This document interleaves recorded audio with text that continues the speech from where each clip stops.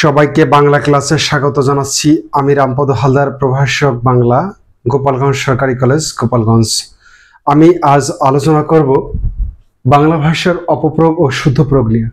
অপপ্রয়োগ বলতে বোঝায় কোনো বাক্য বা শব্দ দীর্ঘদিন কোনোভাবে প্রচলিত থাকলে, যদি সেই বাক্য বা শব্দটি ভুল থাকে, অর্থাৎ দীর্ঘদিন প্রচলিত থাকার কারণে সেটা সমাজ সিদ্ধ হয়ে দাঁড়ায়, অর্থাৎ মনে করা হয় এটাই সঠিক।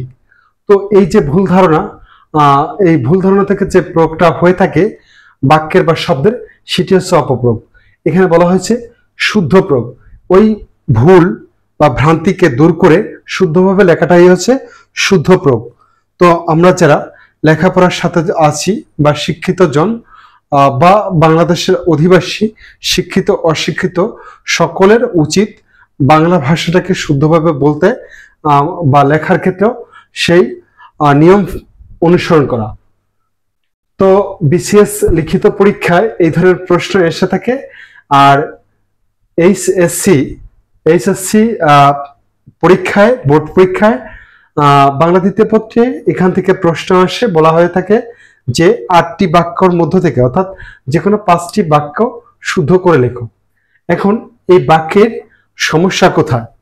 মনে হচ্ছে সবই তো ঠিক আছে, দাড়ি কমা ঠিক আছে, এপাশ ওপাশ সবই ঠিক আছে। ঝামেলা হচ্ছে এখানে কিছু শব্দগত ভুল থাকে। শব্দগত ভুলটাই বেশি, অধিকাংশ যে বানানের ভুল থাকে, লিঙ্গান্তরের সমস্যা থাকে, তারপরে আছে সমাস সাধিত কিছু ভুল থাকে, সন্ধি সাধিত কিছু ভুল আছে, উপসর্গ ব্যবহারে ভুল আছে, প্রত্যয়জড়িত ভুল আছে, প্রবাদ প্রবচনে ভুল আছে, বাহুল্য দোষ রয়েছে, গুরুচণ্ডালী দোষ রয়েছে। এই ধরনের অনেক সমস্যা জর্জরিত থাকে একটি বাক্য। তখন সেই বাক্যটাকে সার্থক বাক্য বলা যায় না, সেই বাক্যটা হয়ে যায় হচ্ছে অপপ্রয়োগ। অবশ্যই আমাদের উচিত শুদ্ধভাবে লেখা এবং বলা। তো পরীক্ষায় যেটা আসে, এই ভুল যে বাক্যগুলো থাকে সেগুলো দেওয়া থাকে, বলা হয়ে থাকে এখান থেকে যে কোনো 5টি বাক্য শুদ্ধ করে লেখো। তো এখানে যেমন প্রথম বাক্যটা আছে, তোমার সঙ্গে কিছু গোপন পরামর্শ আছে। এখানে কারেকশন হচ্ছে, এখানে হচ্ছে গোপনীয় পরামর্শ আছে, তাহলে বাক্যটা ঠিক হয়ে যাবে।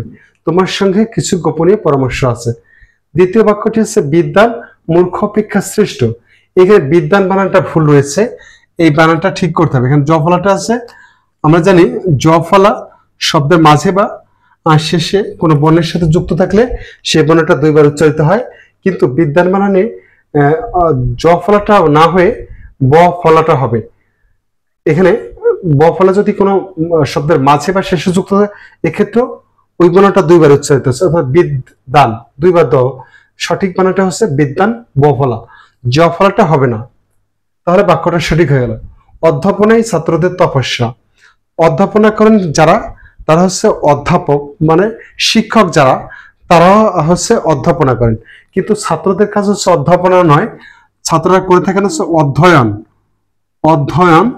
করে থাকেন তারা, অর্থাৎ অধ্যয়নই ছাত্রদের তপস্যা। পরীক্ষা চলাকালীন সময়ে হর্ন বাজানো নিষেধ।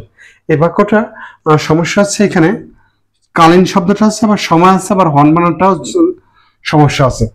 তাহলে আমি এই একই শব্দ কালীন, কাল এবং সময় একই শব্দ 2বার ব্যবহার করেছে, যে কোনো একটা বাদ দেব, অর্থাৎ চলাকালীন সময়টাই বাদ দিয়ে দিলাম। পরীক্ষা চলাকালীন হর্ন একটা ইংরেজি শব্দ, এটা মধ্যনাম না দন্তনাম? নিষেধ। আচ্ছা, এবার ঠিক আছে, পরীক্ষা চলাকালীন হর্ন বাজানো নিষেধ।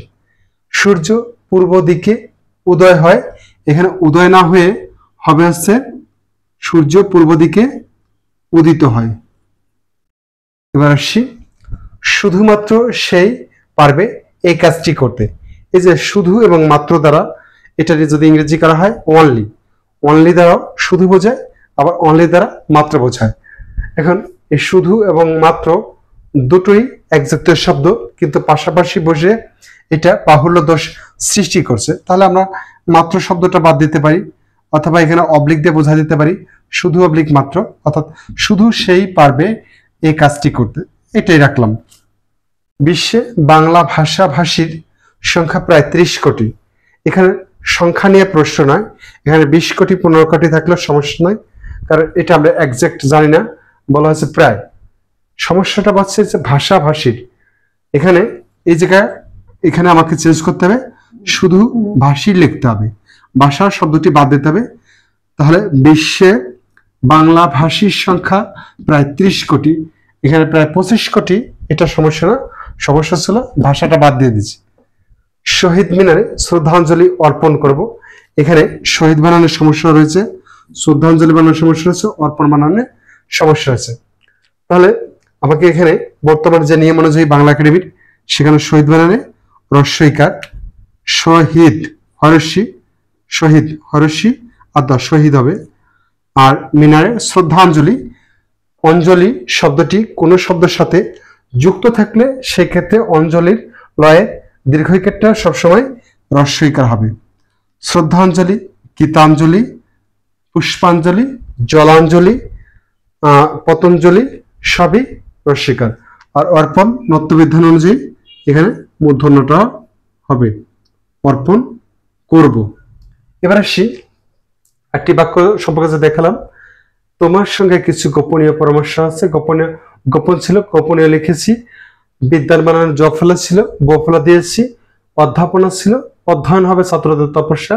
পরীক্ষা চলাকালীন সময় ছিল, এখানে সময়টা বাদ দিয়ে কালীন রেখেছি, অথবা কালীনটা বাদ দিয়ে সময় রাখতাম। হর্ন বানানটা ঠিক করেছি। উদয় ছিল, উদিত হবে। শুধু মাত্র ছিল, যেখানে একটা জিনিস বসাবো, শুধু অবলিক মাত্র, যেটা নেই, মাত্র সেই পারবে এই কাজটি করতে, অথবা শুধু সেই পারবে এই কাজটি করতে। বিশ্বে বাংলা ভাষাভাষী ছিল, তো ভাষাভাষীর দরকার নেই, শুধু ভাষী দিতে হবে, তাহলে শুদ্ধ প্রয়োগ হবে। শহীদ মিনারে শহীদ বানানটা ভুল ছিল, দীর্ঘইকার ছিল, বর্তমান নিয়ম অনুযায়ী রস্বইকার। আর শ্রদ্ধাঞ্জলি বানানে দীর্ঘইকার হবে না, হবে লয় রস্বইকার। অর্পণে মূর্ধন্য হবে। অর্থাৎ 8টি বাক্য বিভিন্ন কারণে বিভিন্ন জায়গায় বানানগত সমস্যা, লিঙ্গান্তর সমস্যা, এদিক সেদিক মেলায় অনেক কিছু সমস্যা ছিল, সমস্যাগুলোর সমাধান দেওয়ার চেষ্টা করেছি। আশা করছি ক্লাসটি সকলে ভালো লেগেছে। আগামী ক্লাসে আরো আলোচনা করব, অন্যান্য বাক্য নিয়ে চলে আসবো। তো সবাইকে সেই ক্লাসটি দেখার আমন্ত্রণ জানিয়ে এখানে বিদায় নিচ্ছি। সকলের সুস্বাস্থ্য কামনা করছি এবং লেখাপড়ার জগৎটা আরো বেশি প্রসারিত হোক, জানার বিষয়গুলো আরো বেশি গভীর থেকে জানা হোক, সে প্রত্যাশা রেখে এখানে বিদায় নিচ্ছি। শুভরাত্রি।